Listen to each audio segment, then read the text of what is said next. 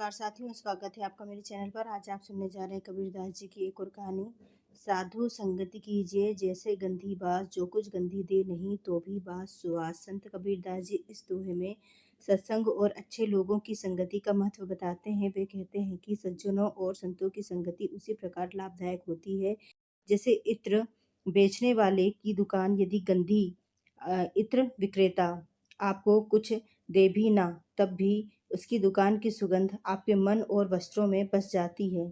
उसी प्रकार अच्छे लोगों का साथ मनुष्य के विचारों और जीवन को सुगंधित बना देता है। मनुष्य जिस संगति में रहता है वैसा ही बन जाता है। बुरी संगति मनुष्य को पतन की ओर ले जाती है, जबकि अच्छी संगति उसके जीवन को श्रेष्ठ बना देती है।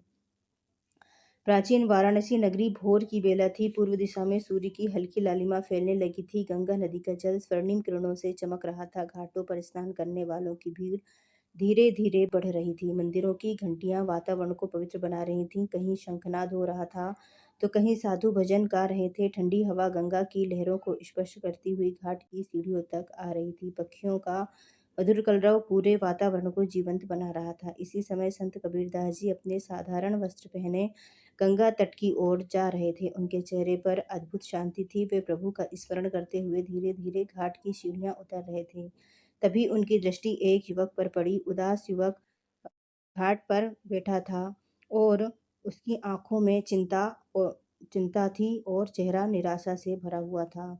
कबीरदास जी उसके पास गए और प्रेम से बोले, बेटा, इस पवित्र सुबह में तुम्हारे मन में इतनी उदासी क्यों है? युवक ने उनके चरण स्पर्श किए और बोला, गुरुदेव, मैं बहुत परेशान हूँ। पहले मैं अच्छे स्वभाव का था, लेकिन धीरे धीरे गलत मित्रों की संगति में पड़ गया। मैंने झूठ बोलना, क्रोध करना और दूसरों का अपमान करना शुरू कर दिया। अब मेरे पिता माता भी मुझसे दुखी रहते हैं। मित्र साथ छोड़ चुके हैं और मन को शांति नहीं मिलती। कबीरदास जी शांत स्वर में बोले, मनुष्य की संगति ही उसके जीवन की दिशा तय करती है। यदि संगति अच्छी हो तो जीवन सुधर जाता है, यदि संगति बुरी हो तो पतन निश्चित है।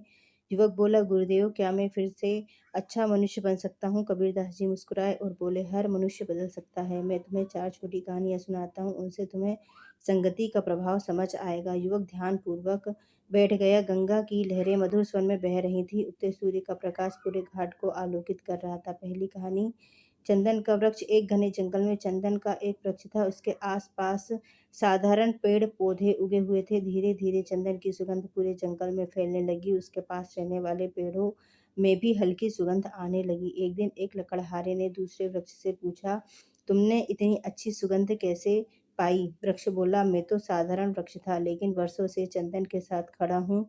उसकी संगति का प्रभाव मुझ पर भी पड़ गया। कबीरदास जी युवक की ओर देखकर बोले, बेटा, अच्छे लोगों की संगति मनुष्य के स्वभाव को भी चंदन की तरह सुगंधित बना देती है। युवक ध्यान से उनकी बात सुनने लगा। दूसरी कहानी, 2 तोते। एक शिकारी ने जंगल से 2 छोटे तोते पकड़ लिए। उसने एक तोते को साधु के आश्रम में बेच दिया और दूसरे को डाकुओं के समूह में। कुछ वर्षों बाद एक यात्री आश्रम के पास पहुंचा। वहां बैठा तोता बोला, आइए अतिथि देव, आपका स्वागत है। यात्री आगे बढ़ा और जंगल में दूसरे तोते के पास पहुंचा। वह जोर से चिल्लाया, लूट लो, पकड़ लो। यात्री आश्चर्यचकित हो गया। दोनों तोते एक जैसे थे, लेकिन उनकी वाणी अलग थी।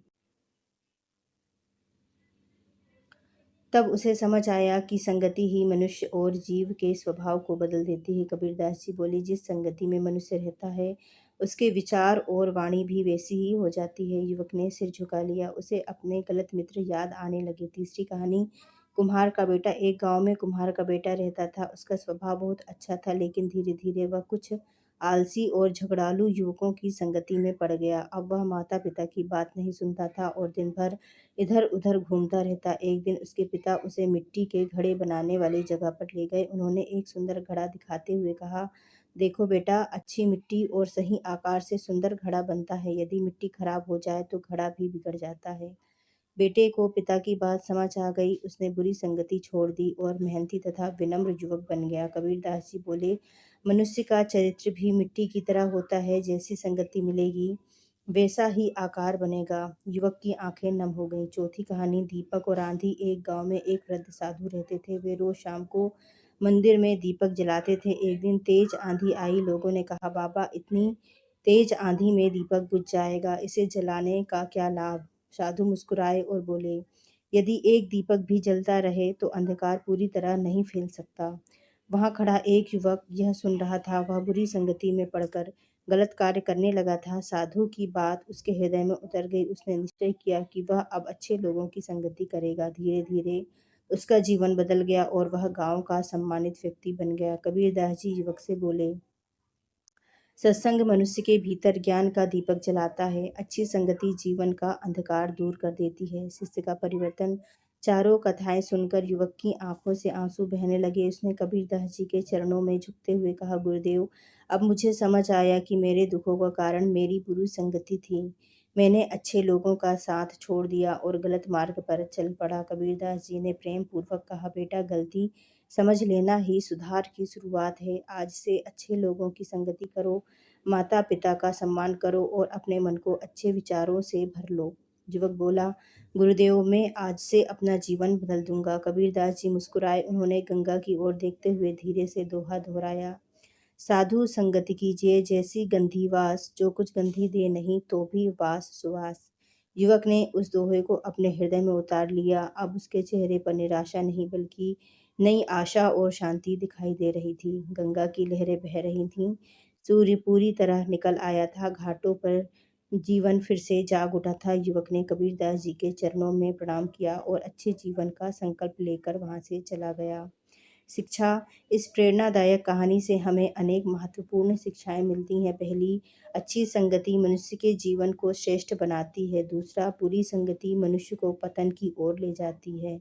तीसरा, सज्जनों और संतों का साथ जीवन में शांति और ज्ञान देता है। चौथा, मनुष्य अपने व्यवहार और विचार संगति से सीखता है। पांचवा, जीवन में परिवर्तन संभव है यदि मनुष्य सही मार्ग चुन ले। और छठवां, सत्संग मनुष्य के भीतर अच्छाई का दीपक जलाता है। संत कबीरदास जी का यह दोहा आज भी हर मनुष्य को सही संगति चुनने की प्रेरणा देता है। यदि मनुष्य अच्छे लोगों का साथ अपनाए तो उसका जीवन भी सुगंधित और प्रकाशमय बन सकता है।